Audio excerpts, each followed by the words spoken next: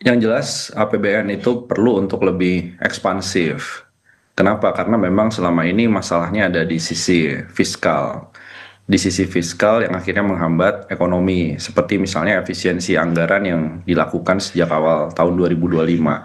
Tapi pertanyaannya, kalau dia mau ekspansif, pos belanja apa yang harus dilakukan ekspansi? Nah, itu yang menjadi pertanyaan krusial. Karena bukan hanya sekedar nominal, tapi juga kualitas belanjanya.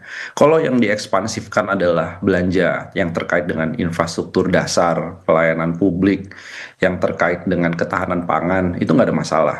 Tapi kalau ada belanja-belanja yang dikalahkan hanya untuk misalnya menaikkan pos anggaran belanja yang lainnya, nah ini harus hati-hati.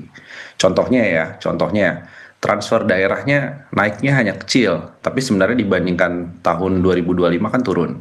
Tapi dia mengorbankan apa? Transfer daerah yang kenaikannya tidak terlalu tinggi.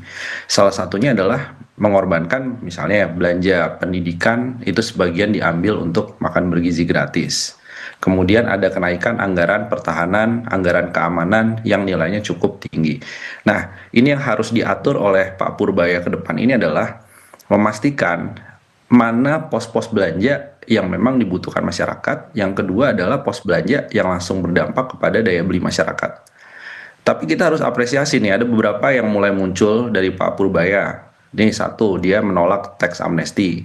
Hmm. Artinya menutup defisit APBN yang melebar, tidak menggunakan jalur tax amnesty. Karena beresiko pada moral hazard, orang jadi nggak percaya lagi sama pajak karena terus-menerus diampuni. Hmm. Ada lagi misalnya menggantikan subsidi listrik ya secara bertahap ke depannya itu kepada pembangkit listrik dari energi terbarukan, dari panel surya.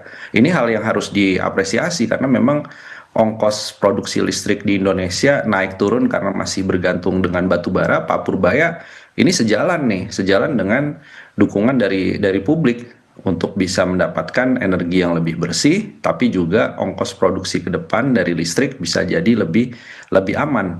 Itu artinya ada hal yang harus diawasi, dimonitoring bersama, Hmm. sehingga pelebaran defisitnya bisa dorong ekonomi, konsumsi, lapangan pekerjaan. Tapi di sisi yang lain juga ada hal-hal yang harus didorong atau diapresiasi terkait dengan gebrakan Pak Purbaya